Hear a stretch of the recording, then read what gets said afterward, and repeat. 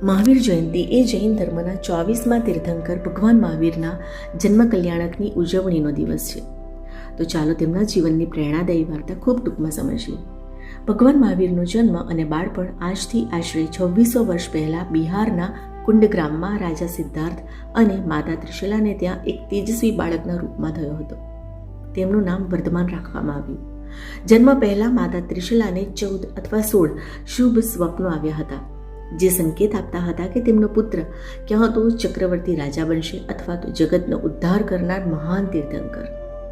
વર્ધમાન બાળપણથી જ ખૂબ નીડર અને બહાદુર હતા. તેમણે એક ભયાનક સાપને કાબૂમાં કર્યો હતો, જેના કારણે તેમનું નામ મહાવીર પડ્યું. રાજકુમાર હોવા છતાં પણ તેમનું મન ભોગવિલાસમાં નહીં પણ આત્મકલ્યાણમાં હતું. તપ અને જ્ઞાનની પ્રાપ્તિ. 30 વર્ષની ઉંમરે તેમણે સંસારનો ત્યાગ કરી દીક્ષા લીધી. સતત 12 વર્ષ સુધી તેમણે કઠોર તપસ્યા અને મૌન પાળ્યું.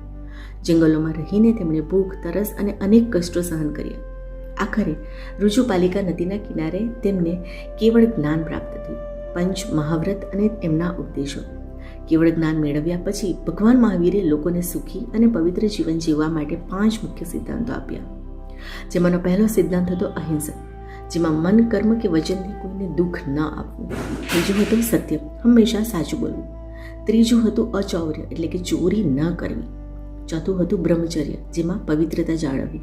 અને પાંચમું હતું અપરિગ્રહ, એટલે કે જરૂરિયાત કરતાં વધારે વસ્તુનો સંગ્રહ ન કરવો.